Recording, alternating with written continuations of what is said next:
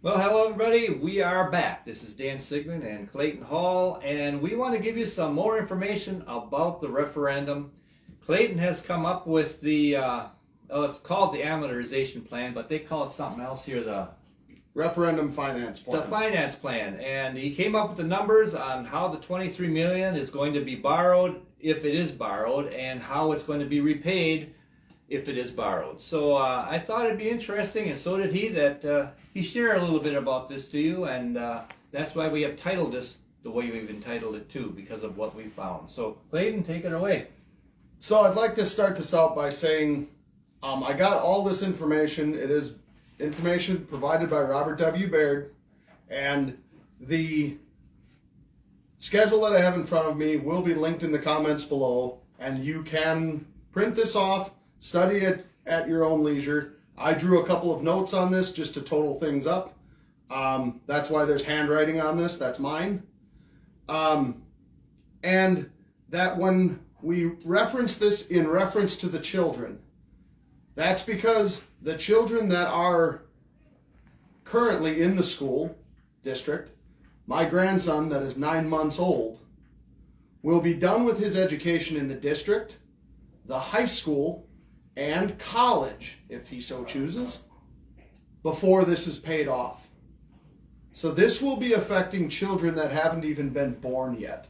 Just to put this in perspective And of Clayton, how long of a period of time this is. and I even looked at it from another perspective for the children that are in the schools now. Say the 7th, 8th graders, they are going to be 30, 35 years old with the family started already, trying to get a job going, a new house. They're going to be affected by the payment of this a long time in their life too. That is correct. And so I'll go into a little bit of the numbers here on this. So the payment schedule that I have in front of me shows the three different borrows. The first one is 10 million, the second one is 10 million, and the third one is 3 million. These are to be borrowed over the course of 3 years during construction. The first borrow for 10 million, we will pay the principal and interest payment. The first year will be $1.41 million in principal and $589,000 in interest.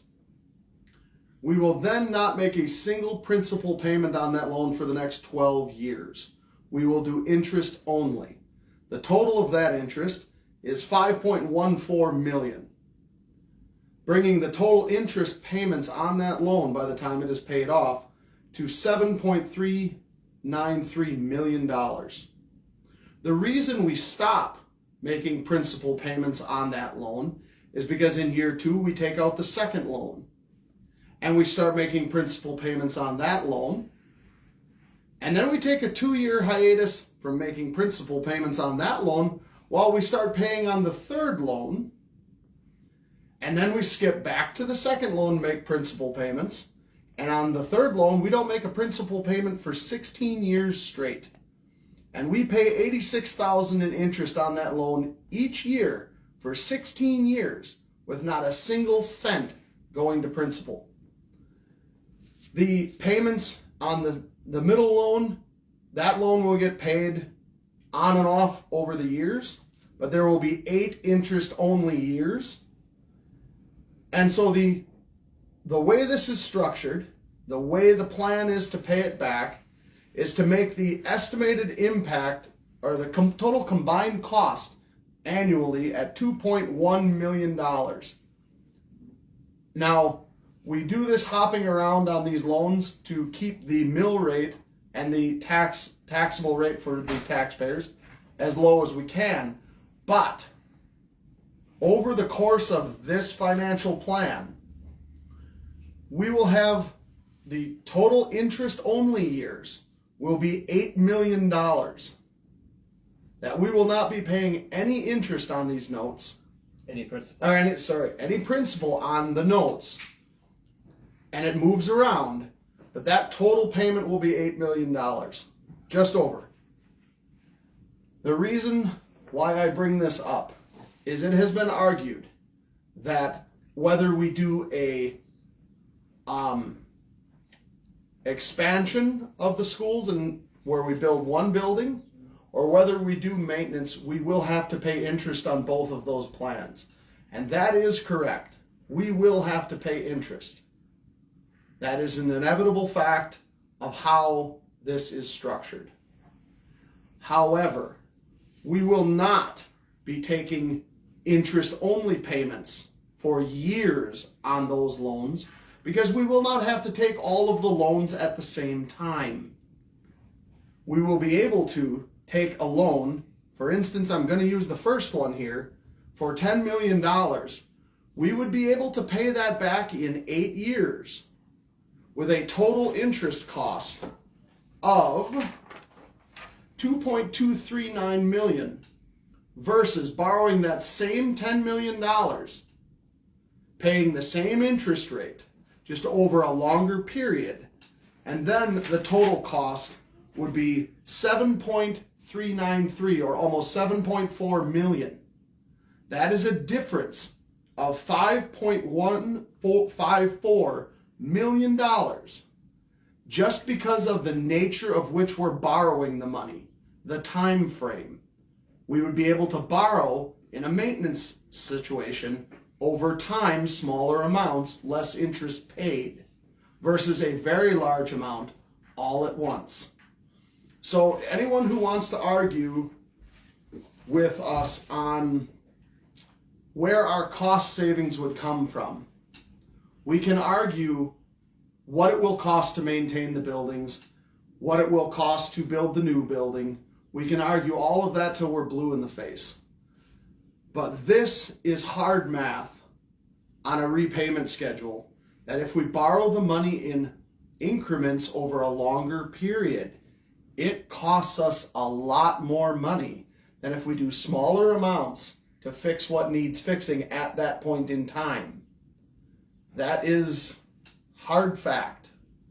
And that is a shockingly large amount of interest-only years, and it is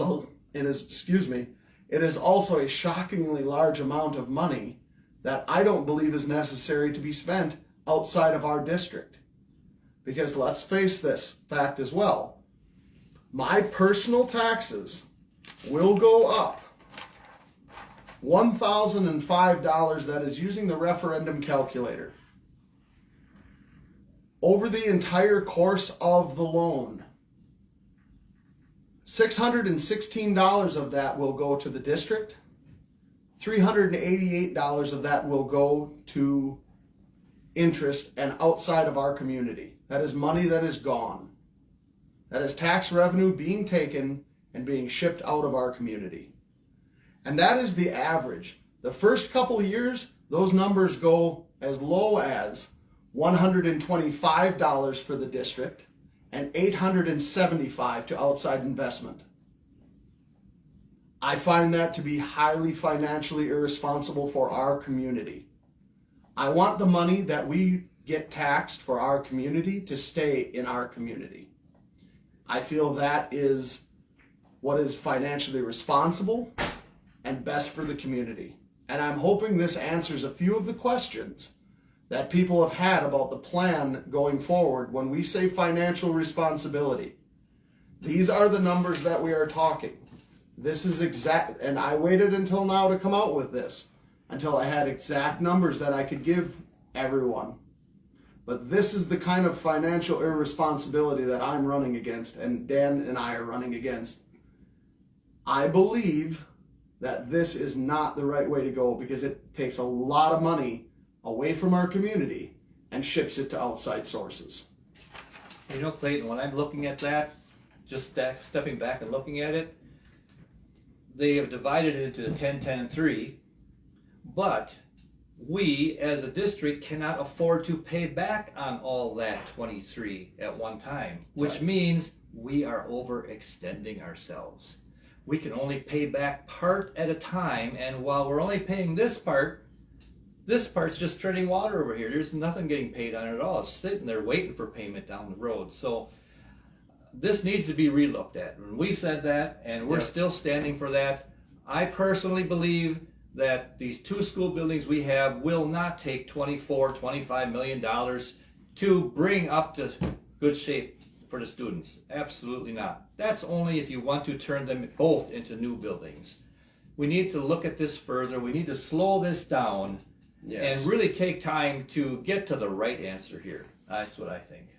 And to that end, for those of us that will argue, for those opponents of ours that will argue that they will cost $25 million, even if they did, and we were able to borrow that $25 million over 20 years in smaller increments, we could save over $8 million on the way we borrow the money. So you're saying borrow smaller amounts, get it paid off for And what's then- needed, and then look at what's And next then to look at consider. what is next to consider. Okay. And with that being done that way, using these numbers, we could save an estimated $8 million, which is roughly, off the top of my head here, and I'm sure the people in the comments will correct me, Nah.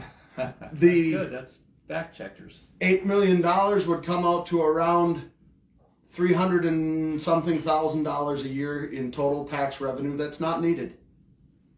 So if,